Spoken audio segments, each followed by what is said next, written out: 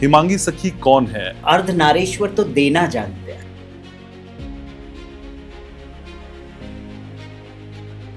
अर्धनारीश्वर की उत्पत्ति हुई कहाँ से? भगवान श्री कृष्ण अपनी चूड़ियां तोड़ते हैं, मंगलसूत्र तोड़ते हैं और विलाप करने लगते हैं। कब पता चला आपको मैं इस सामाजिक परिभाषा में फिट नहीं हूँ? तू चाहे कुछ भी कैसे भी बन, लेकिन आज के बाद कभी भी लड़के मत बन। वो भी समाज कहता है कि आप किन्नर हो, वो समाज कहता है आप हिजड़ा हो, वो समाज कहता है कि आप नपुंसक हो। तो किसको जाके मैं अपने दिल की बात बोलूं, अपना दिल का दुखड़ा रो। मेरा कई बार रेप हुआ। अपनी चरणों में स्थान देते, मुझे इस दुनिया में जीने का मन नहीं। जितनी राजनीति, जितनी पॉलिटिक्स हम बाहर देखते हैं, क्या उतनी ही धर्म क्षेत्र में भी है? धर्म क्षेत्र में तो सबसे ज्यादा पॉलिटिक्स। भगवान श्री कृष्ण से बड़ा पॉलिटिशियन तो कोई हो नहीं सकता। धर्म क्षेत्र में ऐसे होता है कि आपको आगे बढ़ता हुआ कोई देख नहीं सकता है। आप इनसे आगे कैसे बढ़ रहे हैं? तो उनको भी क्या देख के अपने आचार्य की पदवी पे बिठाया? तो कहीं ना कहीं ये दिया गया है तब बिठाया ना। तो धर्म क्षेत्र में भी पद भी जो है पैसों से बिकने लग गया है। जगत गुरु की उपाधि के लिए किसने मुझसे 1 करोड़ मांगा, किसी ने 70 लाख मांगा। ये लोग किन्नर नहीं है, किन्नर मर्द होते हैं। किन्नरियां भी होती है जो लेडीज होती है। हद हो गई ये बात, आपने एक पुरुष को किन्नर कह दिया, एक स्त्री को किन्नरी बना दिया आपने। फिर हम कौन है? तो कहते ये लोग षंड है। तो मैं आने वाले समय की शंकराचार्य से बात कर रहा हूँ। Yes, why not.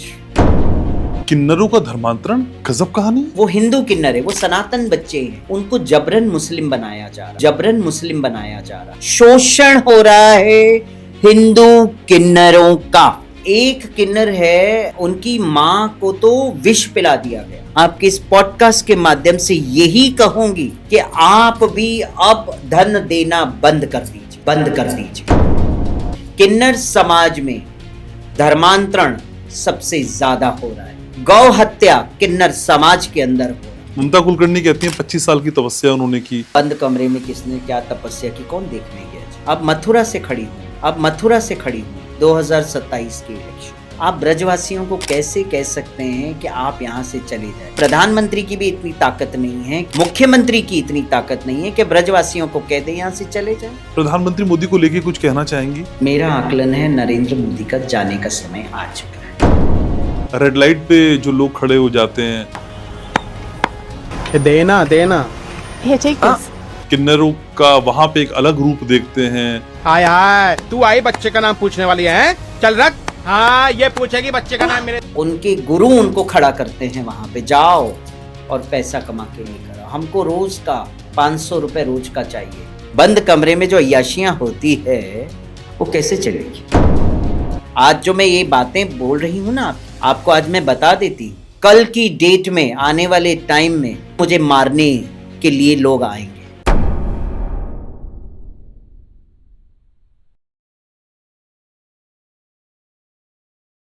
इस दुनिया में बहुत सी कहानियां होती हैं, कुछ उजालों की और कुछ उन उजालों तक पहुंचने के संघर्ष की। तो आज एक ऐसी ही कहानी के किरदार से मैं आपको मिलाऊंगा, जिनको आप देखते हैं, समझते हैं, सुनते हैं तो आपको पता चलता है कि समाज का तिरस्कार और उसके अपमान के बाद जिंदगी को नए सिरे से कैसे गढ़ा जाता है। इसलिए मैं कह रहा हूं क्योंकि जो जिंदगी मिली थी उससे विपरीत एक नई जिंदगी बनाना, सारी मान्यताओं को तोड़ते हुए, वो हर किसी के बूते की बात नहीं है। और कुछ विहंगम, कुछ अलौकिक, कुछ अप्रतिम, आज सब कुछ इस पॉडकास्ट में होगा। नमस्कार, आप देखना शुरू कर चुके हैं आपका अपना फेवरेट पॉडकास्ट जिसका नाम है घनश्याम उपाध्याय पॉडकास्ट। मैं आपका साथी हूं घनश्याम। तो आज मेरे साथ वो शख्सियत हैं जो धर्म में विश्वास रखती हैं, जो परंपराओं को तोड़कर एक नई इबारत लिखने का मादा रखती हैं। वो जब जब हमारे साथ होती हैं, यकीन मानिए जिंदगी बदल जाती है। जिनकी कही हुई हर बात आपके जीवन को बदलने का दम रखती है। आज मेरे साथ वो हैं जो पॉडकास्ट में हमारे साथ नहीं हैं, एक अलौकिक यात्रा का आगाज है और जिनको देखने मात्र से, मैं कह रहा हूं आपको बार बार, जिनको देखने मात्र से आपके जीवन के सारे कष्ट आज दूर हो जाएंगे। मेरे साथ वैष्णव किन्नर अखाड़ा की प्रमुख और किन्नर जगत गुरु हिमांगी सखी हैं। माँ प्रणाम। प्रणाम जी। कैसी प्रणाम। हैं आप? मैं बहुत अच्छी हूँ बेटा, आप कैसे हैं? आंखें थक गई आपका इंतजार करते करते। काफी लंबा समय, मैंने मतलब हाँ अच्छा लगा, इतने समय बाद भी मिल रहे हैं। वही प्रेम माँ बेटे का है ना? तो मैंने अपनी अल्प बुद्धि से तो हालांकि आपका परिचय दे दिया जितनी मुझ में समझ थी, जी। लेकिन मैं आपसे जानना चाहता हूँ हिमांगी सखी कौन है? आत्मा है, आत्मा की आवाज है, ईश्वर की परछाई है, या फिर कुछ अलग सा है जो आज इस पॉडकास्ट में वो मुझको बताएंगे? हिमांगी सखी एक आत्मा है जिसे परमात्मा ने इस धरती पे भेजा है। कुछ एक अलग करो जीवन में, कुछ समाज के लिए उदाहरण बनो कि आने वाली पीढ़ियाँ जो आप करके जाओ उसको लोग याद रखें, उसको लोग अपने जीवन में उतारें और समझें कि जीवन कैसे जिया जाता है, क्योंकि जीवन जीने की कला हमारा शास्त्र सिखाता है। और ईश्वर वही चाहते हैं और मैं वही कार्य करती हूँ, वही सेवा करती हूँ समाज के प्रति। तो वही हिमांगी सखी एक आत्मा है ना, जिसे ये रूप मिला है, ये शरीर दिया है, तो ये भी उसी की देन है। लेकिन माँ, जब मैं आपको देखता हूँ ना तो मन करता है कि सवाल वाल होते रहेंगे, एक टक पहले आपको निहार लूं और अपनी झोली फैला दूं और सब कुछ आज आपसे मांग लूं। कैसा जादू है ये? ये सब कहते हैं ना, अर्धनारीश्वर ईश्वर की कृपा है ना। हमें अर्धनारीश्वर का स्वरूप माना जाता है, तो ये उसकी कृपा है। और वो चाहते हैं कि समाज में जाएं, और अर्धनारीश्वर तो देना जानता है, आहा। लेना नहीं जानता है। अर्धनारीश्वर से जो मांगो झोली फैला के वो देते हैं अर्धनारीश्वर। तो माँ, अर्धनारीश्वर की आपने बात की, सावन का महीना है और शिव भक्ति में हम सब लीन हैं। मुझे समझाइए ना, अर्धनारीश्वर की उत्पत्ति हुई कहाँ से? अर्धनारीश्वर की उत्पत्ति की जहाँ तक बात है, जी। तो ब्रह्मा जी को नर और नारी की उत्पत्ति करनी थी। अच्छा। हाँ, तो जब नर और नारी की उत्पत्ति करनी थी तो उन्हें समझ नहीं आ रहा था कि मैं उत्पत्ति कैसे करूं। तो उन्होंने भगवान शिव से प्रार्थना किया और भगवान शिव का आराधना किया, और उन्होंने कहा, हे भोलेनाथ, हे शिव शंकर, मुझे नर और नारी की उत्पत्ति करनी है। मैं चाहता हूँ आप मेरी इसमें सहयोग करें, मुझे इसमें मार्गदर्शन दें। तो भगवान शिव ने उस वक़्त सर्वप्रथम अपने अर्धनारीश्वर स्वरूप के दर्शन करवाए थे। अच्छा। जो नर और नारी का स्वरूप है, जो अर्धनारी का स्वरूप है, वो स्वरूप के भगवान शिव ने ब्रह्मा जी को सर्वप्रथम दर्शन करवाए थे। जब पृथ्वी की उत्पत्ति हुई थी, खाली जीव की उत्पत्ति नहीं हुई थी जी उस जी। वक़्त, हाँ। तब ब्रह्मा जी ने उसे अपने मस्तिष्क में धारण किया, और इस पृथ्वी पे सबसे पहला जीव जो है अर्धनारीश्वर किन्नरों का हुआ था। अच्छा। उत्पत्ति। और उस वक़्त उत्पत्ति हुई थी अर्धनारीश्वर शिवों की इस पृथ्वी पे। फिर उसके बाद कुछ काल के बाद ब्रह्मा विष्णु महेश पृथ्वी पे आते हैं। अच्छा। आते हैं पृथ्वी पे और देखते हैं कि जिस जीव की हमने उत्पत्ति की, चलो हम देखें तो सही जाके वो हमारे जीव कैसे हैं, कैसे विचरते हैं, कैसे क्या करते हैं। तो जब पृथ्वी पे आके देखते हैं ब्रह्मा विष्णु और भगवान शिव शंकर, भोलेनाथ जिसे कहते हैं, तो जब पृथ्वी पे आके देखते हैं तो देखते थे अर्धनारीश्वर किन्नर ही किन्नर है। यहाँ पे तो न नर दिखता है, न नारी दिखती है, अर्धनारी ही अर्धनारी दिखती है। अच्छा। तो उसमें क्या हुआ, भगवान श्री हरि नारायण अट्टहास कर बैठे, हंस पड़े।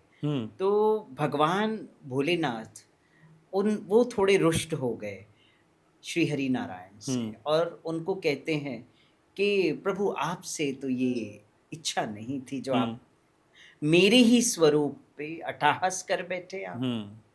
तो कहते, अतः आने वाले समय में आपको भी मेरे इस अर्धनारीश्वर किन्नर स्वरूप आपको लेना पड़ेगा। अच्छा, उनको भी? हाँ, उनको भी। और उनको लेना पड़ा, फ्यूचर में आके उनको लेना पड़ा। अच्छा। जब महाभारत का युद्ध स्टार्ट होने वाला था, तो उस कुरुक्षेत्र के मैदान में चंडी उत्पन्न हो जाती, और चंडी कहती है कि मुझे कौरव और पांडव दोनों से एक एक बलि चाहिए। कौरव कहते हम तो 100 है, एक भी बलि दे दिया तो भी 99 तो रहेंगे रहे। मगर पांडव तो 5 है, एक भी चला गया तो 4 ही रहे, तो क्या करें। तो कहते हे कृष्ण, तो इसमें आप कुछ बताइए हम्म कि क्या करेंगे। तब भगवान श्री कृष्ण अर्जुन को कहते हैं कि जाओ अपने पुत्र को लेकर आओ, ओ आपके पुत्र की बलि देंगे हम। हम्म अब यहाँ पे सवाल आता है, अर्जुन का कौन सा पुत्र, है ना। तो अर्जुन, जब 5 पांडव वनवास पे थे, द्रौपदी को जीत के लाए थे, है ना, और पांचों पांडवों ने उनसे विवाह रचाया, और सबका एक एक समय था, और उस वक्त उस समय के बीच में अगर कोई आता है तो उन्हें वनवास भोगना पड़ेगा, जी है ना। कुछ 4 या 5 वर्ष का वनवास भोगना पड़ा था। तो ओके उस दौरान क्या हुआ, अर्जुन का समय खत्म हो गया था, मगर वो अपना तीर कमान अंदर भूल गया था, और उस तीर कमान को लेने के लिए वो उनके कक्ष में चले गए, जबकि उनको अलाउड नहीं था। वो कक्ष में जाके अपना तीर कमान लेकर आते, वो समझ जाते कि अब मेरा वनवास। उस दौरान वो वन में जब वास करते हैं तो वहाँ उनका जो प्रेम हो जाता है, वो नागों की कन्या उलूपी के साथ उनका प्रेम विवाह होता है, जिसे आज की डेट में लव मैरिजेस कहते ओके हैं, है ना। तो प्रेम विवाह जब होता है तो वो प्रेम विवाह होने के बाद एक पुत्र उत्पन्न होता है, उस पुत्र का नाम होता है अहिरावण। तो वो पुत्र को लाने के लिए भगवान श्री कृष्ण अर्जुन को कहते हैं। तो जब वो पुत्र को बताते हैं, सारी चीज़ें लेकर आते हैं, भगवान श्री कृष्ण के सामने आते हैं, तो भगवान श्री कृष्ण को वो अहिरावणा, जो अर्जुन का पुत्र है, वो कहते हैं अहिरावणा कि मैं अविवाहित नहीं मरना चाहता हूँ प्रभु, मैं विवाहित मरना चाहता हूँ, ये मेरी आखिरी इच्छा है। तो भगवान श्री कृष्ण कहते हैं कि जाओ इनके लिए एक कन्या ढूंढो विवाह के लिए। अब कोई पिता नहीं चाहता है कि एक रात के लिए उनकी बेटी विवाहित हो, दूसरे दिन विधवा हो जाएगी। तो किसी ने सबने मना कर दिया। फिर भगवान श्री कृष्ण को मन ही मन वो बात ज्ञात आई भगवान शिव शंकर की, तो बोले अब मेरा समय आ गया है किन्नर का स्वरूप लेना, अर्धनारी का स्वरूप लेना, अर्धनारीश्वर का स्वरूप लेना का समय आ गया। वहीं भगवान श्री कृष्ण ने अपने स्वरूप को बदला, एक किन्नर का स्वरूप लिया, अर्धनारीश्वर का स्वरूप लिया, और जो अहिरावणा है उनके साथ विवाह रचाया। दूसरे दिन चंडी को जब बलि चढ़ती है अहिरावणा की, तो वहीं भगवान श्री कृष्ण अपनी चूड़ियाँ तोड़ते हैं, मंगलसूत्र तोड़ते हैं और विलाप करने लगते हैं। तो ये प्रथा आज भी चलती आ रही है साउथ के अंदर। ओके तो ये पूरी कहानी है अर्धनारीश्वर की, और अर्धनारीश्वर के दर्शन से लेके महाभारत के युद्ध तक की। तो ये कहानी तो हमने समझी माँ, लेकिन मैं आपके उस बचपन के एहसास की कहानी आपसे समझना चाहता हूँ, जब आपको लगा हो कि हाँ मैं इस सामाजिक परिभाषा में फिट नहीं हूँ। कब पता चला आपको, कब वो पहला थॉट था आपका? देखिए, मैं जब बहुत छोटी थी तो कभी कभी मुझे अंदर से डर भी लगता था कि ये मेरे साथ क्या हो रहा है। पता नहीं क्यों अंदर से एक अलग सी फीलिंग सी लग रही थी मुझे। अच्छा। कि ये क्या हो रहा है मेरे अंदर, शरीर के अंदर क्या चल रहा है, क्यों हो रहा है। तो मेरे पड़ोस में एक आंटी रहती थी, उनका नाम अमरजीत कौर, जो अच्छा। अभी नहीं है, एक्सपायर हो चुकी हैं। तो मैं एक बार उनके बैल्कनी में बैठी थी, तो मुझे कुछ समझ नहीं आ रहा था, क्योंकि मेरी मम्मी मेंटली डिस्चार्ज हो गई थी, ओके। पापा एक्सपायर्ड हो चुके थे, एक छोटी बहन थी बस। तो मुझे खुद को अंदर से, तो मैं रोने लग जाती थी कभी कभी कि मेरे साथ हो क्या रहा है। तो वो मुझे समझाते थे नहीं कुछ नहीं हो रहा है, सब ठीक है, ज़्यादा सोचना नहीं, आप आराम करो, जाओ, ऐसा हो। फिर धीरे धीरे जो कहते ना, हमारी जेंडर को बताने वाले हम खुद नहीं होते। समाज जो है आपका जेंडर तय करता है कि आप पुरुष हो, आप स्त्री हो, और पुरुष के भेष में कौन अर्धनारी है वो भी समाज तय करता है। वो भी समाज कहता है कि आप किन्नर हो, वो समाज कहता है आप हिजड़ा हो, वो समाज कहता है कि आप नपुंसक हो। समाज आपका जेंडर तय करता है। कहते ना हम गुरु हैं, हम अपने आप को गुरु मानते, मगर हम गुरु नहीं। सबसे बड़ा गुरु जो इस विश्व में है ये पूरा समाज है। समाज सबसे बड़ा गुरु है, वो समाज ही हमको ज्ञान देता है। हम क्या समाज को ज्ञान देंगे? समाज हमको ज्ञान देता है, समाज हमको बताता है कि ये आप हो, ये आईना है आपके जीवन का, ये समाज बताता है। तो उस वक़्त समाज ने मुझे मेरे जेंडर के बारे में बताया। धीरे-धीरे मैं लड़कियों की तरह कपड़े पहनने लगी, मेकअप करने लगी नवरात्रों के उत्सव में, तो फिर लोगों ने नाम रखना चालू कर दिया। ऐसा है। तो उस वक़्त मैं क्या बताऊँ, उस वक़्त हमारे साथ उस दौरान शोषण भी हुआ, अच्छा। जिसे कहते हैं चाइल्ड अब्यूज़। हमारे ही पड़ोसी ने बचपन में ज़बरदस्ती इस तरह की हरकत की। हम समाज लोगों को क्या बताएं, अड़ोस पड़ोस में दुनिया को क्या बताएं? क्यों मम्मी मेंटली डिस्चार्ज, अकेली बहन मैं हूँ,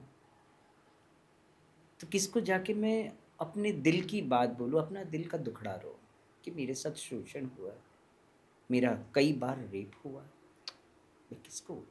आज समय है, आज मौका मिला है, तो आज मैं इसी हमारे बेटे घनश्याम पॉडकास्ट के माध्यम से अपने दिल की बात को रख दी, अपने दिल की बात को, अपने दिल की बात को रख दी। अब भावुक हो रही है। बात ही ऐसी है कि भावुकता वाली बात हार्ट को छू जाता है, दिल को वो बातें याद आती है, तो ऐसा लगता है कि हे ईश्वर। उस दौरान मैं राधा गिरधारी जी के मंदिर में गई, इस्कॉन राधा गिरधारी जी, मीरा रोड में। मैंने कहा, हे राधा गिरधारी जी, हे जगन्नाथ बलदेव सुभद्रा जी, आज मैं जानती हूँ कि मैं निष्पाप हूँ, मुझे पता है कि मैंने कोई पाप नहीं किया है, सो तेरे प्रति सुकृति जागी है, तो मुझे आज इस वक्त तू उठा ले, अपनी चरणों में स्थान देते, मुझे इस दुनिया में जीने का मन नहीं है। ये मैंने राधा गिरधारी जी से प्रार्थना की। अगर तूने मुझे नहीं उठाया तो आने वाले टाइम में जो भी मेरे जीवन में अपराध हो गया, गलती से अगर कोई पाप भी हो गया, तो मेरे माथे ना मरना कि तूने ये पाप किया है, ये किया है, ये किया है, नरक जाना पड़ेगा, यहाँ जाना पड़ेगा, मेरे मत्थे मत मुड़ना, क्योंकि मैं आज तुझे ये बोल के जा रही हूँ। इतना बोल के मैं वहाँ से निकल आई गिरधारी जी के मंदिर से। माफी चाहता हूँ, मैंने आपको नहीं, उस फेज में पहुंचा दिया। क्या करे, जिंदगी की हकीकत है, समाज को पता चलना चाहिए ये बात। मगर समाज को मैं आज आपके पॉडकास्ट के माध्यम से इसीलिए बता रही हूँ कि जीवन में हर एक व्यक्ति को अपने विल पावर को स्ट्रांग रखना चाहिए। ये सब होने का मतलब ये नहीं कि हम सुसाइड कर लें, है ना, हम जिंदगी को हार जाएं। जिंदगी जीने का नाम है, समय और वक्त आएगा तो उस चीज का भी जवाब समाज के सामने आएगा। समाज के लिए उदाहरण बनिए आप, है ना, इसीलिए समाज को बताना बहुत जरूरी है। तो आज भी समाज भगवान को तो स्वीकार कर रहा है, लेकिन किन्नर के रूप में भगवान को एक्सेप्ट नहीं कर रहा है। देखिए, इसीलिए एक्सेप्ट नहीं करता है किन्नर को भगवान के रूप में, क्योंकि हमारे किन्नर समाज के कई लोग हैं जिन्होंने स्वयं, मैं समाज को दोष क्यों दूं, दोष मैं देती हूँ हमारे ही समाज को, हमारे ही किन्नर समाज को। जबरन इस तरह के कार्य करते हैं, सड़कों पे लोगों के घर में जाते हैं, कोई अगर खुशी से जो देता है वो ले लो, आप वहाँ पे जाके कपड़े उतार देते हो, गाली गलौज करते हो, ये सब करते, तो समाज आपको क्या कहेगा, कैसे एक्सेप्ट करेगा आपको समाज? समाज तो एक्सेप्ट करना चाहता है।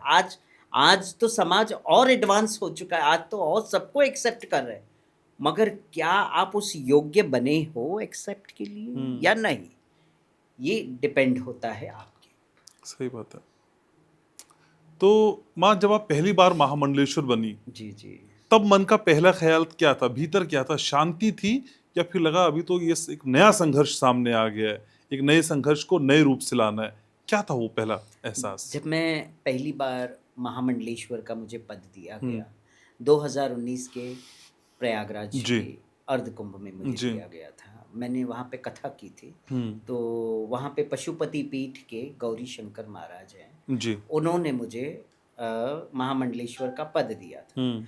तो उस वक़्त उन्होंने मुझे पद दिया, तो मुझे बड़ा प्रसन्नता हुई और बड़ा सम्मान मुझे मिला। तो मैंने एक ही चीज़ कहा है, हे बांके बिहारी जी, ये सब आपकी कृपा है ना?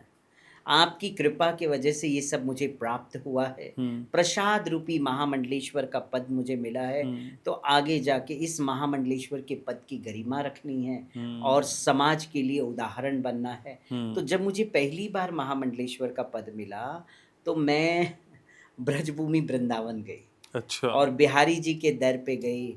और बिहारी जी के दर पे गई तो मैंने बिहारी जी से कहा कि तूने मारो मान सम्मान, मारो गरिमा, सूत समेत लौटा दियो इस ब्रज में। तो मैं आज ब्रज में आई हूँ आपके दर्शन करने। दर्शन किया उस वक़्त, पूरे ब्रजवासी बड़े खुश हुए मुझसे मिलके, क्योंकि मैं तो ब्रज में काफ़ी अरसे तक रही हूँ, शास्त्रों का अध्ययन वहाँ से मैंने किया है। तो कई ब्रजवासी बोले, आपने तो अर्ध कुंभ में जाके सखी बहुत बड़ो काम कर दियो है, आपके बारे में तो बहुत सुना, न्यूज़ चैनल्स पे भी देखा। तब ब्रज की वृंदावन की जो मीडिया थी वो आए, तो बोले आपका इंटरव्यू लेना चाहते। तो उस वक़्त सबने इंटरव्यू लिया हमारा। और मेरे जो प्रथम गुरु, मेरे आध्यात्मिक जो प्रथम गुरु वेद व्यास प्रिय स्वामी महाराज इस्कॉन से हैं, प्रभुपाद जी के शिष्य हैं, उनको बड़ी प्रसन्नता हुई और उन्होंने मतलब मेरी एक गुरु बहन से कहा कि वो मेरा एक शिष्य है। मैंने उसे यहाँ से छोड़ के जाने के लिए कहा और मैंने उसे ये कहा, you are bona fide, go and cultivate this knowledge to your kind of a people. और वो जाके उसने नॉलेज कल्टिवेट करिया। आज वो महामंडलेश्वर पद पे बैठ के, तो मुझे बड़ी प्रसन्नता हुई और मैं चाहता हूँ मेरे शिष्य भी ऐसे ही आगे बढ़े और सत्संग प्रचार प्रसार करके अपना एक जीवन में एक स्थापना, अपने आप को स्थापित करे, अपने जीवन को उदाहरण बनाए। तो मेरे गुरु महाराज बड़े खुश, तो कहते हैं ना, जब गुरु प्रसन्न होता है तो समझो कृष्ण प्रसन्न हो चुके हैं, है ना। तो मैं तो यही कहती हूँ कि गुरु मुखा पद्मा वाक्या, गुरु मुखा पद्मा वाक्या, चिते ते करिया क्या, आर ना करिया मने आशा। कहते हैं कि गुरु के मुख से जो शब्द निकले हैं उसी शब्द पे मैं डटी रहूं और मेरा मन कुछ नहीं कहता है, बस उसी मार्ग पे चलूं। तो मेरे जब गुरु ने कह दिया कि आप प्रचार प्रसार करो, go and cultivate this knowledge to your kind of a people and to the world also, because you are bona fide. Bhakti Shastri का कोर्स मेरे गुरु महाराज ने कराया, जिसमें भगवत गीता, उपनिषद, ईशोपनिषद, है ना। तो ये सारी ग्रंथ आते हैं उसमें, जो मुझे उन्होंने वहाँ पे कोर्स करवाया। बाकी भागवत का कोर्स तो वहाँ रोज़ होता था। 5 भाषाओं में आप कथा वाचन करती हैं? सब ये कहते हैं ना, मेरी मम्मी पंजाबी, अच्छा। पापा गुजराती, तो पंजाबी और गुजराती स्वाभाविक है घर में। इंग्लिश इसीलिए आता था कि मैं कॉन्वेंट स्कूल में मुझे पढ़ाई करवाई थी, तो वो तो माता पिता के एक्सपायर की वजह से मैं आगे नहीं पढ़ पाई। बट कैसे है कि महाराष्ट्र में रहे तो मराठी, फिर इस्कॉन से जुड़े थे तो थोड़ा बहुत बंगाली भी आने लगे, ऐसा है। ठीक है। लेकिन माँ, आप बिना किसी फिल्टर के बात कहे जाने के लिए जानी जाती हैं। जो मन में है वो जबान पे है। किसी तरह की डिप्लोमेसी मैंने आज तक, जब से मैं आपको जानता हूँ, वो नहीं देखी। जितनी राजनीति, जितनी पॉलिटिक्स हम बाहर देखते हैं, क्या उतनी ही धर्म क्षेत्र में भी है? धर्म क्षेत्र में तो सबसे ज्यादा पॉलिटिक्स। धर्म क्षेत्र में पॉलिटिक्स कहाँ से आता है, मुझे बताइए। क्या राजनीति में रहने वाले लोग ही पॉलिटिक्स करते? पॉलिटिक्स तो मैं कहती हूँ भगवान श्री कृष्ण के टाइम से आ रहा है। भगवत गीता में क्या है? पॉलिटिक्स ही। भगवान श्री कृष्ण से बड़ा पॉलिटिशियन तो कोई हो नहीं सकता। Am I right or wrong? Absolutely right. है ना। तो पॉलिटिक्स तो वही से ही आता है। तो धर्म क्षेत्र में तो सबसे ज्यादा पॉलिटिक्स है। लेकिन जिस तरह की पॉलिटिक्स मैं आपसे समझना चाहता हूँ, आप मेरे इशारा समझ रही हैं। किस किस तरह की दुश्वारियां, किस तरह के हर्डल्स, किस तरह के बैरियर्स जानबूझ के क्रिएट किए जाते हैं? कुछ ऐसा होता है क्या? होता है। जानबूझ के कई सारी चीजें क्रिएट करी जाती है। धर्म क्षेत्र में ऐसे होता है कि आपको आगे बढ़ता हुआ कोई देख नहीं सकता है। आप इनसे आगे कैसे बढ़ रहे हैं? जैसे आपके सामने मैं ही बैठी हूँ, जगत गुरु की उपाधि पे बैठे, हम्म। तो हमारे ही समाज में आचार्य की उपाधि पे बैठे, तो वो नहीं चाहते कि हम इनसे आगे क्यों बढ़े, हाँ। है ना, हम इनसे आगे ना बढ़े। फिर कई संत महात्माओं ने भी बात उठाई थी इस चीज़ को लेकर, हम्म। है ना, जैसे जगत गुरु भास्कर, विद्या भास्कर जी ने भी बात उठाई थी, फिर अविमुक्तेश्वरानंद ने बात उठाई हम्म। थी। तो मैंने उन्हें स्पष्ट कर दिया उनकी बातों को। मैंने कहा कमेंट करने से कुछ नहीं होता है ना। आप अगर मुझ पे उंगली उठाते हैं, तो आप मुझे ये बताइए, किन्नर समाज में एक किन्नर को आप आचार्य की पदवी पे बिठाते, तो उनको भी क्या देख के आपने आचार्य की पदवी पे बिठाया था? हम्म। तो कहीं ना कहीं ये दिया गया है तब बिठाया ना। हम्म। तो धर्म क्षेत्र में भी पद भी जो है पैसों से बिकने लग गया है। उदाहरण मैं अपना बताती हूँ। हम्म। जगत गुरु की उपाधि के लिए मैं नाम नहीं लूंगी, किसने मुझसे 1 करोड़ मांगा, किसी ने 70 लाख मांगा। क्यों मांगा? क्योंकि उनका कहना है हमको सबको देना पड़ता है, सबको संभालना पड़ता है पैसे देके, तब जाके हम हमारी संप्रदाय से आपको सर्टिफिकेट देंगे, हम्म। आपको पुलिस प्रोटेक्शन मिलेगी जगत गुरु की उपाधि के लिए। हमने नहीं दिया 1 करोड़। हमने कहा एक किन्नर समाज से भिक्षा रूपी धन मांगता है, वो उसके पास आता है, वो धन कुंभ में लाके आपको दे दे, तो खुद क्या करेगी फिर? पद रोटी तो नहीं देगा खाने के लिए, है ना। तो नहीं लिया उनसे। अब कहीं और से लिया तो कहते उनको मान्यता नहीं है। तो मान्यता किसको है, मुझे ये बताइए आप। आदि शंकराचार्य जी ने कितने अखाड़ों का गठन किया था, मुझे कोई बताए? उन्होंने 4 पीठ की स्थापना की थी। उनको तो और कई पीठों की स्थापना करनी थी, मगर एक कम उम्र में उन्होंने शरीर छोड़ दिया, ये हम सब जानते हैं, आदि शंकराचार्य जी। तो वो पूरी तरह से पीठों की स्थापना भी नहीं कर पाए, चल पड़े। और अखाड़े की गठन तो शंकराचार्य जी ने कभी किया ही नहीं था। ये तो आगे जाके अखाड़ों का गठन हुआ, और वो भी कोई 13 अखाड़े नहीं थे शुरू से जी। पहले थे 2 से 3 हुए, 3 से 5 हुए, 8 हुए, 10 हुए, और 13 पे आके फुल स्टॉप लगा दिया कि अब 13 से ऊपर अखाड़ा कोई जाएगा। तो ये पॉलिटिक्स नहीं है तो क्या है? अब 13 से ऊपर एक ऐसा समाज उभर के आ रहा है, हाँ, किन्नर समाज। अगर उनके अखाड़े को अगर आप मान्यता 14वें अखाड़े या 15वें अखाड़े या 16वें अखाड़े को नहीं देंगे, तो क्या करेगा लास्ट में व्यक्ति? नारियों का अपना एक अखाड़ा बना है, परी अखाड़ा। क्या उनकी मान्यता क्यों नहीं है? एक नारी सन्यासी क्या पुरुष सन्यासी के साथ आश्रम में रहेगा, या पुरुष सन्यासी के अखाड़े में रहेगा? नारियों का अपना एक अखाड़ा होना चाहिए, उनका एक अस्तित्व है भाई। मैं गलत बोलती हूँ तो बताओ, सही कह रही हूँ ना बेटा जी। उसके बावजूद किन्नरों का अपना अखाड़ा है ना, किन्नर अखाड़ा। हमने एक अखाड़े का गठन किया, वैष्णव किन्नर अखाड़ा, जो वैष्णव पद्धति को मानता है। किन्नर अखाड़ा शैव पद्धति को मानता है।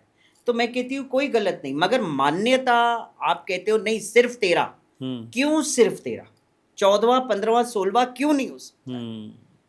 जबकि वो जेंडर शास्त्रों के हिसाब से ही है ना, कोई अपने से तो क्रिएट नहीं हुआ है जेंडर। सही बात है। अर्धनारीश्वर का जेंडर कोई अपने से थोड़ी क्रिएट हुआ है, वो तो शास्त्रों में वर्णन है। अब अविमुक्तेश्वरानंद जी का एक और पॉलिटिक्स कि कहते किन्नर, ये लोग किन्नर नहीं है, किन्नर मर्द होते हैं। हाँ, किन्नरियां भी होती है जो लेडीज होती है। हद हो गई ये बात, आपने एक पुरुष को किन्नर कह दिया, एक स्त्री को किन्नरी बना दिया आपने। तो मैंने कहा चलो आपने कहा, एक्सेप्ट किया मैंने, फिर हम कौन है? तो कहते ये लोग षंड है। तो मैंने कहा आदि शंकराचार्य जी का आप शास्त्र कह के बोलते हो षंड है, तो जब ये किन्नर नाम का वर्ड संत समाज ने जब इस्तेमाल किया, तब आप कहाँ थे? सो रहे थे? तब क्यों नहीं इस बात पे एक्शन लिया कि ये किन्नर नहीं हो सकते, ये षंड है? आप अपने आप को शंकराचार्य कहते हैं, इसका मतलब आप शंकराचार्य है ही, आप भी तथाकथित शंकराचार्य हैं। तो फिर हम भी अपने आप को शंकराचार्य पद पे क्यों ना बिठाए? किन्नर समाज का अपना एक जगत गुरु होना चाहिए, किन्नर समाज का अपना एक शंकराचार्य भी होना चाहिए, सही बात है ना। समय की मांग है और ये होके रहेगा आने वाले समय में। शंकराचार्य पद पे भी किन्नर समाज बैठेगा, क्यों नहीं बैठेगा फिर? तो मैं आने वाले समय की शंकराचार्य से बात कर रहा हूँ। Yes, why not. ये कॉन्फिडेंस आपको भीड़ से अलग करता है। नहीं है, हाँ। और होके रहेगा, क्योंकि ये प्रकृति की मांग है। ये मैं नहीं, ये प्रकृति कह रही है, ये ईश्वर मेरे मुख से निकाल रहा है जो हो। हमारी और आपकी क्या औकात इस धरती पे कि हम कुछ कर जाए? कराने वालों भी वो है और मिटाने वालों भी वो है। इसीलिए कहते हैं, पद प्रतिष्ठा की गरिमा अहम नहीं रखना चाहिए। अहंकारान विमूढ़ आत्मा, जो अहंकारी व्यक्ति होता है वो विमूढ़ होता है। भगवत गीता में कहा है, अहंकारान विमूढ़ आत्मा कर्ता हम इति मन्यते। अपने आप को कर्ता समझता है, अपने आप को ही सर्वे सर्वा समझता है, तो उसकी हस्ती आज नहीं तो कल फिर मिट जाती है। तो पहले महामंडलेश्वर और अब जगत गुरु, और अगला जो अध्याय है वो शंकराचार्य का है। इसे आप धर्म का विस्तार मानती हैं या फिर एक नई परीक्षा? और ये परीक्षाएं आप खुद ब खुद अपने लिए देने को तैयार हैं, इतनी हिम्मत कहाँ से लाती हैं? सब बैठे हुए ना, कान्हा बंसी बजाइए। हाँ, मैं तो उनकी सखी हूँ और सारी शक्तियाँ तो वहीं से, ऊर्जा वहीं से उत्पन्न होती है ना। शिव मेरे आराध्य है, तो कान्हा मेरे सखा है और मैं उनकी मीरा हूँ। और बस हमेशा यही कहती हूँ, ऐरी मैं तो प्रेम दीवानी, ऐरी मैं तो प्रेम दीवानी, मेरो दर्द न जाने कोई, मेरो दर्द न जाने कोई, जाने तो जाने, जाने तो जाने, मारो गिरधर गोपाल, दूसरो न कोई, दूसरो न कोई। तो ये अभिव्यक्ति बहुत लाजवाब है, और आज हम अलौकिक यात्रा पे हैं, जैसे मेरे अपने व्यूवर्स से भी कहा। लेकिन इसी यात्रा का एक ऐसा पड़ाव जो वाकई मुझे लगता है ग्रे शेड है, किन्नरों का धर्मांतरण। गजब कहानी है जी। अभी आपको क्या, बहुत बड़ा धर्मांतरण आज से नहीं, सालों से चला आ रहा है, मगर अब ओपन आउट हो रहा है। अच्छा। आप इंदौर में देख लीजिए, कितना बड़ा किन्नरों के साथ हादसा हुआ है वहाँ पे। क्यों? वो हिंदू किन्नर है, वो सनातन बच्चे हैं, उनको जबरन मुस्लिम बनाया जा रहा है। और जब वो मुस्लिम नहीं बने तो उनके साथ हाथापाई हुई, उनको छुरा मारा गया, उनको मर्डर करने की कोशिश की। एक किन्नर है, मैं नाम भूल रही हूँ, उनकी माँ को तो विष पिला दिया गया।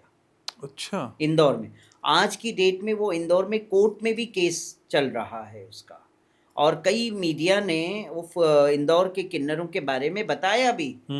और एसपी और कमिश्नर के ऑफिस में किन्नर कपड़े उतार के खड़े हो गए वहां पे, और वहां हाथापाई करने।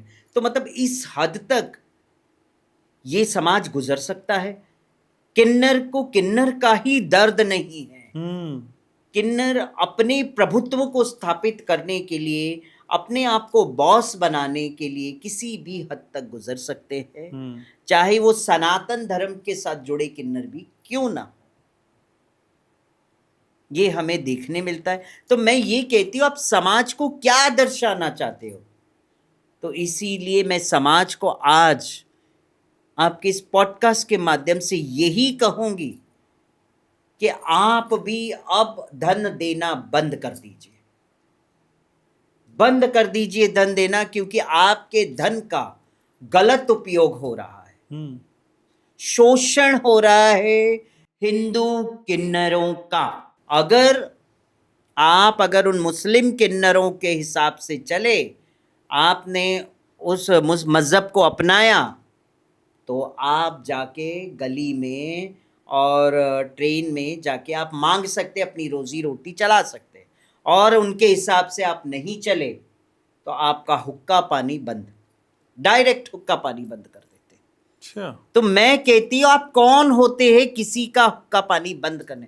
हर जीव इस पृथ्वी पे स्वतंत्र है, किसी को आप प्रेशर नहीं दे सकते हैं। कितना प्रेशर मैं झेल रही हूँ आज की डेट में, वो मैं जानती हूँ। जब से मैंने वैष्णव किन्नर अखाड़े का गठन किया है, मुझे तब से लेके आज तक टॉर्चर दिया जा रहा है, प्रेशराइजेशन दिया जा रहा है, हैरेसमेंट दिया जा रहा है कि मैं पूना में जाके किसी किन्नर को मैंने महामंडलेश्वर का पद दे दिया, नासिक में महामंडलेश्वर का पद दे दिया, धुले में महामंडलेश्वर का पद दिया है, और अब जाके नांदेड़ की जो हमारी किन्नर है अपना, उनको मैं पद देने जा रही हूँ। तो वो नांदेड़ की जो हमारी किन्नर है, गौरी नाम है उनका, उनके और उनके शिष्यों के साथ हाथापाई हुई है। अच्छा। और उनको चाकू छुरियां चलवाई गई है उनके ऊपर, और आज वो हॉस्पिटल में हैं। वो वीडियो मैं आपको भेजूंगी जो मेरे पास है।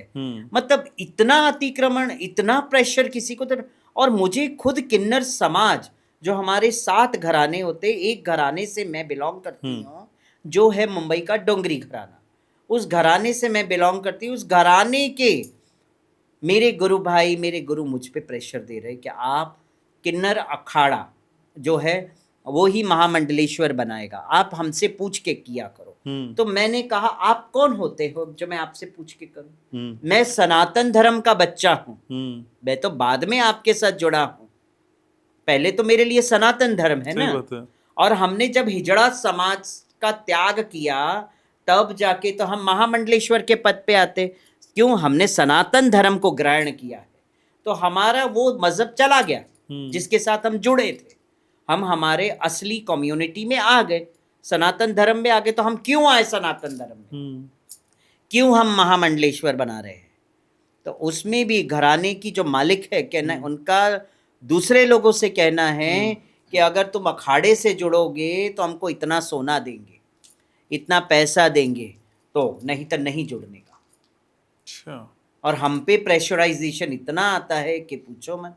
आज जो मैं ये बातें बोल रही हूँ ना आपके पॉडकास्ट, आपको आज मैं बता देती हूँ, कल की डेट में, आने वाले टाइम में मेरे ऊपर पुनः हादसा होगा, पुनः मुझे मारने के लिए लोग आएंगे, ये आपको मैं बता दूं। क्योंकि मैं खुल के ये बात बोल रही हूँ धर्मांतरण वाली। किन्नर समाज में धर्मांतरण सबसे ज्यादा हो रहा है, गौ हत्या किन्नर समाज के अंदर हो रहा है। मैं चाहती हूँ प्रशासन, पुलिस प्रशासन को बहुत सतर्क होना पड़ेगा, बहुत स्ट्रिक्ट होना पड़ेगा, वरना आने वाले टाइम में ये गंदगी पूरे विश्व में जो फैली हुई है ये और फैल जाएगी और फिर कुछ नहीं हो सकेगा। इसीलिए आज वक्त है, समय है, आवाज उठ रही है, तो उस आवाज को आप समझे क्यों उठ रही है। अच्छा, ऐसी एक राय में आपकी ममता कुलकर्णी पे भी जाता हूँ। ममता कुलकर्णी कहती हैं 25 साल की तपस्या उन्होंने की। ये कौन सी तपस्या थी, कुछ समझ पा रही हैं आप? बंद कमरे में किसने क्या तपस्या की, कौन देखने गया जी? है ना। अभी हमारे बारे में आप जानते हैं, भाई वृंदावन रही हूँ, पूरा कहते हैं ना बायोडेटा आप पिछला सारा निकालेंगे तो पता चलेगा। तो ममता कुलकर्णी का ऐसा कौन सा तपस्या, कहाँ की? गगनगिरी महाराज की वो बात करती हैं, मैंने सुना है। गगनगिरी महाराज का आशीर्वाद मुझे भी प्राप्त हुआ। महाराष्ट्र में, मुंबई में मनोरी है, मनोहर में वो आइलैंड पे रहते थे, उनके दोनों पैर नहीं थे जी, मछलियों ने खा लिया था, समुद्र में तपस्या कर। वो महान तपस्वी गगनगिरी महाराज को मैं बारंबार प्रणाम करती हूँ। आज वो नहीं है, समाधि में है, मगर आप जब गगनगिरी महाराज की बात करती है तो आपको, हमको पता होना चाहिए था कि आप भैया तपस्या कर रही। किसी संत का नाम लेने से नहीं होता है। आप मंत्रों का उच्चारण करती है, तो वैसे मंत्रों का उच्चारण तो मैं भी कर सकती हूँ, आपके पॉडकास्ट के माध्यम से नहीं कर सकती हूँ? मैं भी कर सकती हूँ। ओम नमो भगवते वासुदेवाय। नारायणं नमस्कृत्य नरं चैव नरोत्तमं देवीं सरस्वतीं व्यासं तथो जाय मुदीरये। नष्टप्राय सुभद्रेषु नित्यं भागवतं सेवयां। भगवते उत्तम श्लोकेर भक्तिर्भवति नैष्टिकी। हे कृष्णा करुणा सिंधु दीनबंधु जगत्पतये। गोपीश गोपिका कांतं श्री राधा कांतम नमस्तुते। तप्त कांचनम श्री गौरांगी राधे वृंदावनेश्वरी विश्वभानु स्तुते देवी तन्मामि हरे प्रिये। वाञ्छाकल्प तरुभ्यश्च कृपा सिंधु भैव च पतितानां पावनेभ्यो वैष्णवेभ्यो नमो नमः। मैं भी मंत्र बोल सकती हूँ और भी मंत्र बोल सकती वो हूँ। लाखों का तो केक भी पहुंचा था ना वहाँ कुछ, हाँ। क्या था वो? केक तो कटा भी बटा भी सबने मिलके खाया है केक। क्या कहानी है उसकी? इसीलिए ममता कुलकर्णी रातों रात महामंडलेश्वर बनी। अच्छा। और फिर उसके बाद जब ममता कुलकर्णी एक वीडियो डालती है कि मैं महामंडलेश्वर पद का त्याग करती हूँ, दोनों अखाड़ों के बीच में लड़ाई झगड़ा हो रहा है, वो हिमांगी फिमांगी इस तरह का हमारे नाम भी लिए गए। तो कैसे है, जब आप हट गई तो वापस से उस पद पे क्यों बिठाया? तो केक कटा है ना, वो केक को वापस देना पड़ेगा। जब उन्होंने खुद से त्याग किया तो केक वापस देना पड़ेगा। अब केक तो कट गया बट गया तो कहाँ से वापस देंगे जी? और ममता कुलकर्णी कल उठ के कुछ और बात बोल दी तो उनके गले में आ जाएगा। ऐसा है, केक यहीं का यहीं अटक जाएगा, फिर बाहर नहीं निकल पाएगा। तो ये हिसाब है, केक बटा है कटा है और सबने खाया है। किसने नहीं खाया है केक? क्या क्या नाम लूं मैं? ऐसे बहुत केक बटते हैं कटते हैं वहां पे। अच्छा, लेकिन आप पॉलिटिक्स में आने का कुछ सोच रही हैं? क्योंकि एक बार तो कोशिश किया आपने, और वो भी सीधे प्रधानमंत्री के खिलाफ। गजब गजब, मतलब आप इतनी डेयरिंग है, इतनी डेयरिंग है। अब कुछ नया सोच रही है आप? सोच रही हूँ ना। अच्छा। देखिए, प्रधानमंत्री के सामने खड़े रहने का रीजन था, मैं किन्नर समाज के उत्थान की बात कर रही थी। मेरा कहना ये था कि किन्नर समाज को राज्यसभा सांसद का सीट देना चाहिए, लोकसभा में स्थान देना चाहिए उनको, कि हमारा व्यक्ति एक लोकसभा विधानसभा में बैठे और अपने समाज के जो दर्द है, जो मांग है, वो वहाँ पे रख सके। आपने महिला आयोग बना दिया, विकलांग आयोग बना दिया, कई आयोग और बने हैं, तो किन्नर आयोग क्यों नहीं बना? किन्नर समाज के उत्थान के लिए सिर्फ किन्नर कल्याण बोर्ड बना दिया, और उस किन्नर कल्याण बोर्ड पे बैठे कौन है? सब गुंडे ही तो बैठे हैं। कुछ लोग अच्छे हैं, कुछ लोग तो गुंडे भी हैं। तो आपने ऐसे ऐसे मुस्लिम किन्नरों को भी बिठा दिया उसके ऊपर। तो वो बोर्ड ने किया क्या है आज तक, मुझे ये बताया ना। कुछ नहीं किया। तो इसीलिए प्रधानमंत्री के ऑपोजिट में खड़े रहने का मेरा ये निर्णय था, क्योंकि लोकसभा चुनाव प्रधानमंत्री के ऑपोजिट में खड़ी रहूंगी तो ही ये बात पूरे विश्व में फैलेगी, वरना नहीं फैलेगी। तो हम खड़े हो गए, मिशन कामयाब रहा। मिशन कामयाब रहा। नरेंद्र मोदी जी ने कह दिया इंडिया टीवी के माध्यम से, जिस वर्ग को किसी ने नहीं पूछा, उस ट्रांसजेंडर वर्ग को हम ई श्रम में जोड़ेंगे। बस ई श्रम में जोड़ने वाली बात की है। तो अब कैसे है, अब मौका वापस आ रहा है। अब मथुरा से खड़ी होंगी। अच्छा। 2027 के इलेक्शन मथुरा से खड़ी होंगी। टिकट दिया बीजेपी ने तो भी ठीक है, नहीं दिया तो निर्दलीय खड़ी जरूर रहूंगी। मथुरा में तो और पहले से उनकी एक स्ट्रॉन्ग कैंडिडेट है। वो स्ट्रॉन्ग कैंडिडेट अब उनका समय चला गया समझो। अच्छा। जिस समय से उन्होंने ब्रजवासियों को कह दिया कि यहाँ कॉरिडोर बन के रहेगा और जिसको नहीं पसंद है वो यहाँ से चले जाए, तब से उन्होंने अपने पैर पे खुद को लाठी मार ली है। आप बाहर से आई है, आप ब्रजवासियों को कैसे कह सकते हैं कि आप यहाँ से चले जाए, जबकि प्रधानमंत्री की भी इतनी ताकत नहीं है कि वो जाके कह दें ब्रजवासियों को यहाँ से चले जाए। Am I right? मुख्यमंत्री की इतनी ताकत नहीं है कि ब्रजवासियों को कह दें यहाँ से चले जाए। क्यों? वो ब्रजवासी है, वो ब्रज में पले बड़े हैं, उनकी पीढ़ी से पीढ़ी चली आ रही है कि नहीं? तो उनको आप कैसे कह सकते हैं? और कॉरिडोर बनाने के लिए आपको इतना ये क्या है? कुछ तो ब्रजवासियों का बात को समझो। कॉरिडोर बनाओ, इसका मतलब ये नहीं है कॉरिडोर किसी की हाय बद्दुआओं के ऊपर कॉरिडोर बने। कॉरिडोर टिकेगा नहीं ना फिर। आज गोसाइयों ने कह दिया ना, हम तो हमारे बिहारी जी को लेके चले जाएंगे। अपने बिहारी जी को हम लेके चले जाएंगे तो फिर कॉरिडोर बना के करोगे क्या? सही बात। जब वो बिहारी जी लेके चले जाएंगे तो हम्म, किसी किसी चीज़ों को समझो कि उस ब्रज के अंदर कॉरिडोर बनाओ, मगर ऐसा बनाओ कि जो लोग वहाँ रह रहे हैं हम्म, उनको उसी जगह पे एक अच्छा स्थान, एक बिल्डिंग बनाओ, हम्म, अच्छा टावर बनाओ, उसमें हम्म, उनको शॉपिंग मॉल नीचे बना के दे दो हम्म, कि वहीं वो अपना रोजी रोटी चला सके। ठीक है। ब्रज की कुंज गलियां खत्म हो गई तो ब्रज की सुंदरता खत्म हो गई। हम्म, विकास होना चाहिए, मगर विकास कैसा होना चाहिए कि ब्रज की सुंदर गलियों को ना खत्म किया जाए। ब्रज की सुंदरता ही कुंज गलियां हैं, हम्म, और कुंज गलियों में तो शाम घूमे हैं नंगे पैर, है ना? तो मूल स्वरूप से छेड़खानी ना हो विकास के नाम विकास पे। के नाम पर मूल स्वरूप से छेड़खानी नहीं, विकास करे। मैं ये नहीं कहूंगी, समय की भी मांग है कि हाँ, विकास सही होना बात है, चाहिए। सही बात है। इतनी दिन बर दिन बिहारी जी के श्रद्धालु प्रेमी हम्म, बढ़ते ही जा रहे हैं, बढ़ते ही जा रहे हैं। हम्म, तो विकास करो, मगर विकास ऐसा करो कि किसी के रोजी रोटी पे असर ना हो, क्योंकि उससे पूरा परिवार चलता है, सही और बात। एक परिवार में 10-10 20-20 लोग होते हैं, हम्म, है ना? पर जब जब आप बोलती हैं तो आपकी हर कही हुई बात फलती है। अयोध्या में आपने बहुत सारी बातें मुझसे कही थी जी जी। जो मेरे इंटरव्यू के दौरान थी, उसमें से बहुत कुछ फला। प्रधानमंत्री मोदी को लेके कुछ कहना चाहेंगी? क्योंकि उनको लेके एस्ट्रोलॉजर्स कई कई बातें बताते हैं। कोई कहते हैं बस अब खत्म होने वाला है, कोई कहते हैं बहुत लंबे समय तक चलेंगे, कोई कहते हैं 2027 तक है। आपका आकलन क्या है? मेरा आकलन है नरेंद्र मोदी का जाने का समय आ चुका है।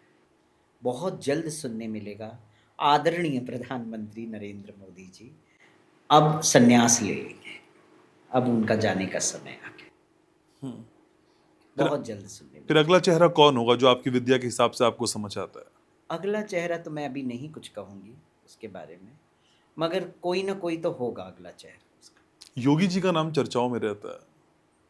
मुझे नहीं लगता है कि योगी जी वहाँ तक पहुँच पाएंगे।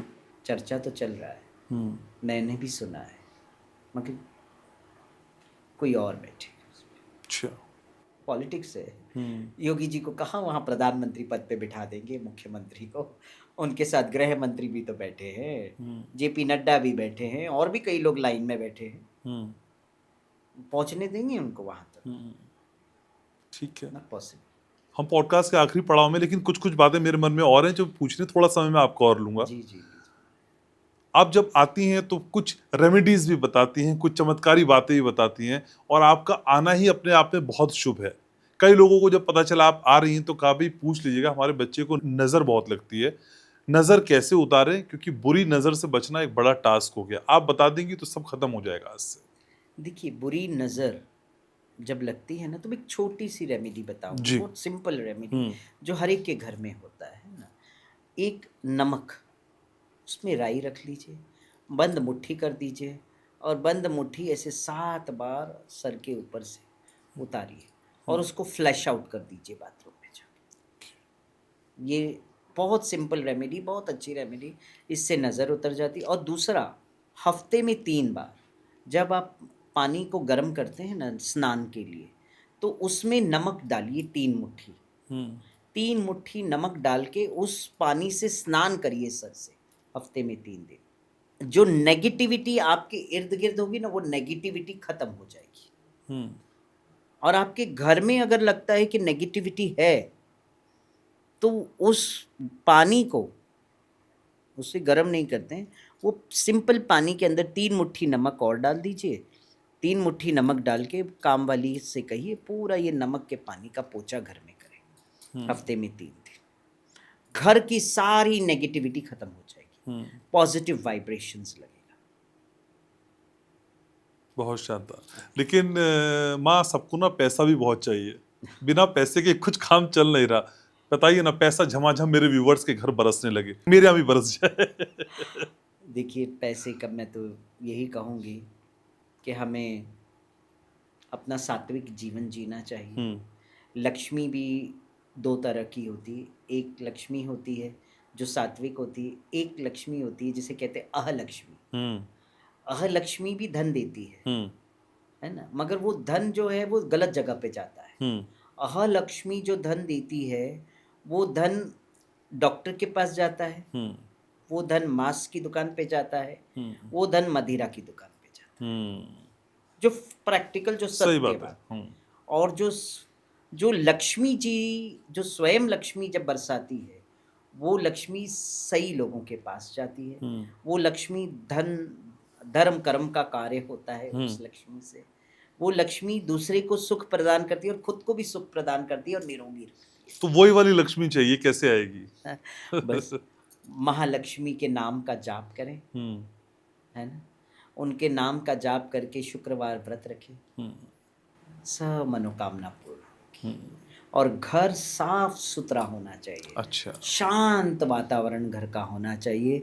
घर में, है ना, कहते हैं ना कि हमेशा ओम नमो भगवते वासुदेवाय का नाम गूंजते रहना चाहिए। जैसे हम घर के अंदर स्पीकर्स लगा के रखते, तो एकदम स्लो वॉल्यूम में, लाइट, बस वो कमरे में गूंजता रहे नाम, या तो फिर ओम की ध्वनि। जैसे मैं अपने घर में स्वयं रात में जब सोती हूँ ना, आप सोचो कि मैं क्या बोल रही हूँ। तो जब रात में सोती हूँ तो मैं क्या करती हूँ, टीवी चालू कर देती हूँ।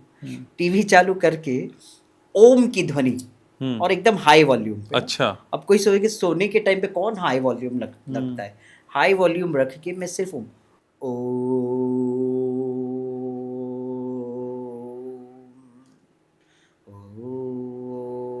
तो वो ओम जो ध्वनि है ना, जब आप सो जाते हैं ना गहरी नींद में, तो वो आप नहीं सुनते, हमारा शरीर नहीं सुनता, कान के माध्यम से वो आत्मा पे जाता है।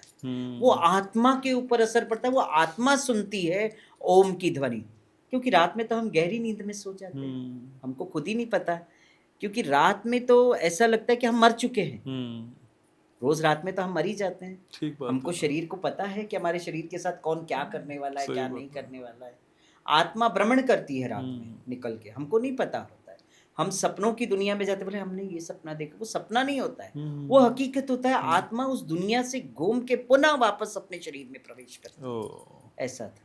तो उस आत्मा को सुनाने के लिए वो ओम की ध्वनि में रात भर चलाती थी और गहरी नींद में सो जाती। ठीक है।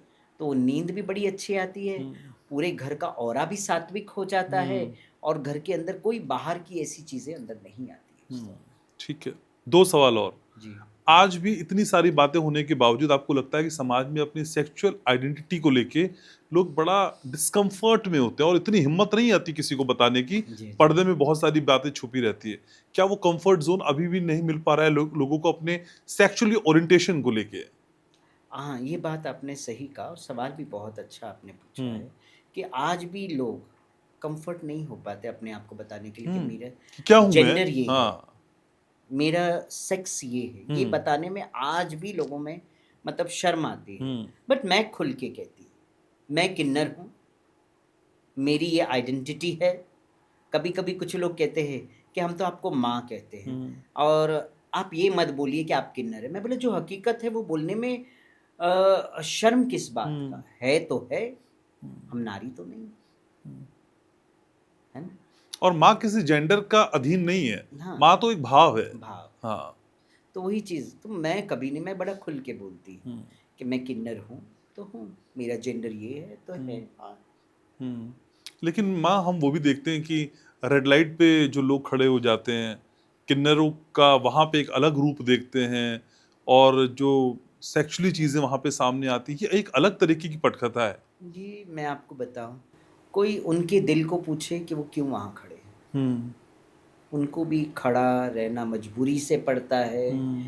उनके गुरु उनको खड़ा करते हैं वहाँ पे, जाओ और पैसा कमा के लेकर आओ। हमको रोज का 500 रुपये रोज का चाहिए, हफ्ते में देना है तो 3000 रुपये एक हफ्ते का दीजिए। तो वो क्या करेंगे, कहाँ जाएंगे? आज तो लोग धन देने में भी बहुत सोच समझ के देते हैं, अपना पैसा भी देने में। क्यों? क्योंकि अपनी खुद की हरकतें ही ऐसी हैं। कहीं पे भी जाओगे, कोई अगर आपको बोलेंगे भाई हमारे पास इतना नहीं, आप इतना रख लो, आप वो ना लेके आप डायरेक्ट कपड़े उठाने लग जाते तो क्या होगा? तो वो जो प्रोस्टिट्यूशन भी कर रहे हैं, बड़ी मजबूरी से कर रहे हैं कि वो क्या करेंगे लास्ट में। और वो प्रोस्टिट्यूशन के आड़ में कई बार तो लूट मार भी होता है लोगों के साथ। बट वो सब चीज़ें मैं चाहती हूँ, ये सब चीज़ें बंद होना चाहिए। गवर्नमेंट ने किन्नरों को जॉब देना स्टार्ट कर दिया है, ऐसा नहीं है कि नहीं किया है। जॉब हर कंपनी भी देना चाहती है, मगर आपको उस हिसाब से रहना तो पड़ेगा। और उनके गुरु उनको रहने नहीं देते, क्योंकि पता है गुरुओं को उनकी रोजी रोटी यही ला के देने वाले, बुढ़ापे में यही ख्याल रखने वाले। अगर उनका वो दुकान बंद हो गया तो उनका घर कैसे चलेगा, उनकी अय्याशियां गुरुओं की कैसे चलेगी। बड़ी स्टेटमेंट है आपकी। बंद कमरे में जो अय्याशियां होती है वो कैसे चलेगी। इसीलिए उनको प्रताड़ित किया जाता है।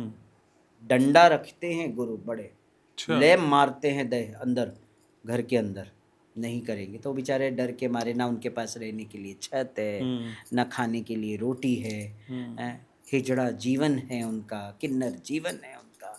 क्या करे, कहाँ जाए, छोड़ के जाएंगे भी, सनातन धर्म में भी जाएंगे तो जाने के बाद हुक्का पानी बंद, तो भगवा पेन की भी आप नहीं मांग सकते हैं किसी सही से। बात है। ठीक है, अफसोस होता है, क्या करें। आप बात करती हैं ब्रजगली की, बात करती हैं कृष्ण की, बात करती हैं राधा की, लेकिन मैं जब हिमांगी सखी को समझता हूँ, और जब हिमांगी सखी सखी है उस कान्हा की जो इतनी लीलाएं जानता है, तो कौन सा भजन आपके दिल के करीब है, उसी भजन के साथ इस पॉडकास्ट को मैं वाइंड अप करूंगा।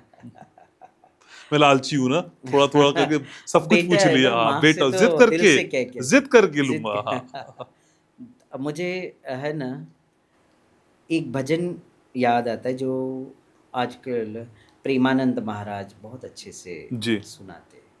राधे राधे राधे राधे राधे राधे राधे राधे राधे राधे राधे राधे राधे राधे राधे राधे राधे।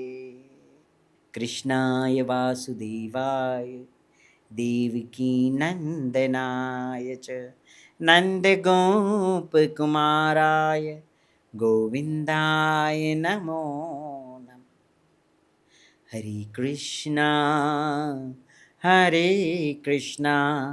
कृष्ण कृष्णा हरे हरे, हरे राम राम राम राम हरे हरे। हरे कृष्णा कृष्ण कृष्ण हरे हरे, हरे राम राम राम राम हरे हरे। तो मैंने कहा था ये अलौकिक यात्रा है, इसके समापन पे आ गए हैं। तमाम रंग मैंने देखे, आंखों में नमी देखी, चेहरे पे मुस्कुराहट देखी, और एक अभिव्यक्ति देखी जो कॉन्फिडेंस के साथ बता रही है कि अगली शंकराचार्य किन्नरों की मैं ही हूँ। बहुत सारी शुभकामनाएं और बहुत सारा आभार कि आपने समय निकाला, और एक वादा कि ये मुलाकातों का सिलसिला मेरे साथ थमेगा नहीं, बहुत जल्द हम मिलेंगे। जरूर बेटा, मेरा आशीर्वाद। बहुत बहुत आप धन्यवाद। तंदुरुस्त रहे। Thank you so very much Himangi ji. तो आज का ये पॉडकास्ट, जैसा कि मैंने कहा था कि आपको कुछ अलग महसूस कराएगा, और मैं जानता हूँ वो महसूस आप कर रहे हैं। कमेंट सेक्शन में मुझे आपकी बातों का इंतजार है, और इस पॉडकास्ट को ज़्यादा से ज़्यादा शेयर करना है, सब्सक्राइब करना है, क्योंकि ये पॉडकास्ट बाकी सब बातों से अलहदा है, अलग है, थोड़ा सा यूनिक है। मैं चाहता हूँ कि हिमांगी जी ने जो कुछ आज कहा वो आपके दिल तक तो उतरा ही है, वो दूर तक जाए, और ये संदेश बहुत आगे तक जाना चाहिए। मुझे इंतज़ार है आपके रिएक्शंस का। तो बस लाइक करिए, शेयर करिए, सब्सक्राइब करिए, और याद रखिए मैं आपसे बहुत प्यार करता हूँ।